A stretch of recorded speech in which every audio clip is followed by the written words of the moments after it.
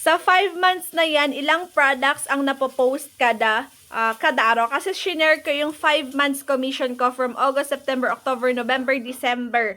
Ayan, so, sa August mga loves is mga 5 videos. 5 videos siguro, August, September 10 videos, October 10 videos, November mga 15 videos, December is 15 to 20 videos na kada araw yung pinopost ko. Ganun na talaga siya kadami. And ngayong January mga loves is 20 plus videos per day na talaga ako mga loves.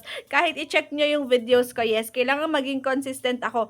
So 20 plus videos yung pinopost ko sa isang araw. Different products po, iba-iba pong products yun, hindi yung iisang products lang. And yung commission ko this January, ayan, January 1 to 31, 2026 is 62.9.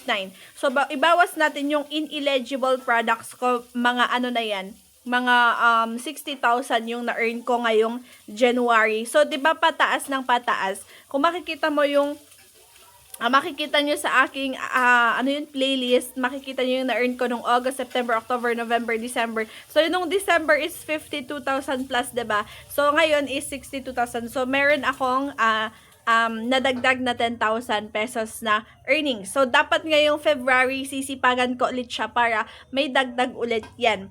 So, dapat maano niya ulit, malagpasan niya ulit tong January ko. So, ganun lang siya.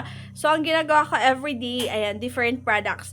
Dati is, last year, no, lahat po ng pinopromote ko last year is sarili ko pong binili yon, sarili kong pera yon, kaya magastos din ako magastos din ako sa pag-a-affiliate kasi lahat binibili ko, mga damit ko, yung mga bags ko, gamit sa bahay, gamit sa cafe, lahat yon binibili ko.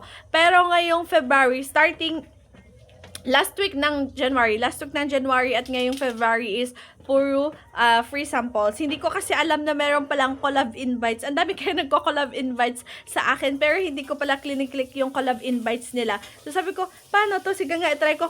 Alam nyo ba, nag-request ako ng napakadaming samples, tapos ayun, sunod-sunod silang nagpadala ng mga madaming samples sa collab invites. I-try nyo yun mga loves. Doon kayo mag-request kayo sa collab invites na lang ng mga free samples. Para ngayon libre na. Kasi talagang magastos ako sa free samples. So ngayon hindi na ako nag-order na ngayon. Pero depende. Pag talagang gustong-gusto kong bilhin yun at hindi siya pwedeng i-free sample din, bibilhin ko talaga siya. So, ang ginagawa ko lang everyday, ayan, nagvi-video, different videos, different products, bagong videos, lahat ng ginagawa ko, guys, kasi sabi ko, inuulit-ulit kong i-promote yung products. For example, this one.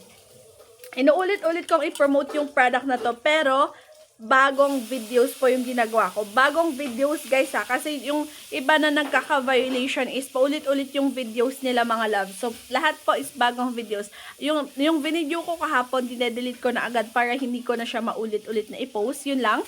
20 plus videos a day. Syempre, quality yung quality videos. Ayan. Yun lang naman. Post everyday, quality videos.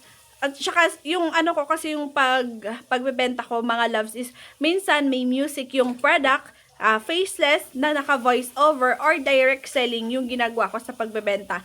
So, pwede natin i-alternate. Minsan, ina-alternate ko or inaaral ko pa yung sarili kong account, mga loves. Actually, nanonood ako ng mga tips ng mga ibang affiliates natin. Doon ako nakakakuha ng mga ideas. Hindi lahat ng tinuturo nila is kinukuha ko. Yung mga gusto ko lang itry, yung mga na-realize ko lang na sinishare nila, pwede pala ganito, ganyan. Kaya yun yung ginagawa ko, mga loves, no?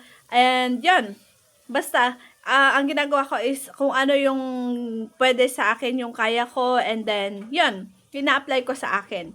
So, wala namang masyadong hindi naman siya sobrang very complicated ang mag-affiliate. Actually, cellphone mo lang na maganda yung quality ng camera niya, and then products, and then, yan, magbenta ka.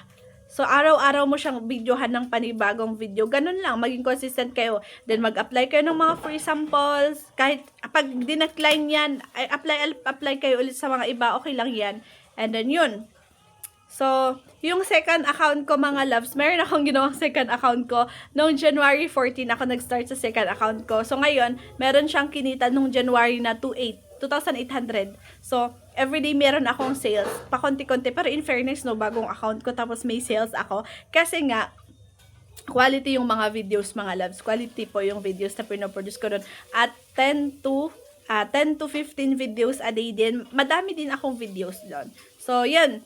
Yun lang yung gusto kong i-share. I hope, kung umabot ka man sa video, kahuli-hulihan ng video na to, thank you so much po for watching. Salamat, loves. And mag-comment kayo kung meron kayong tanong dyan sa comment section.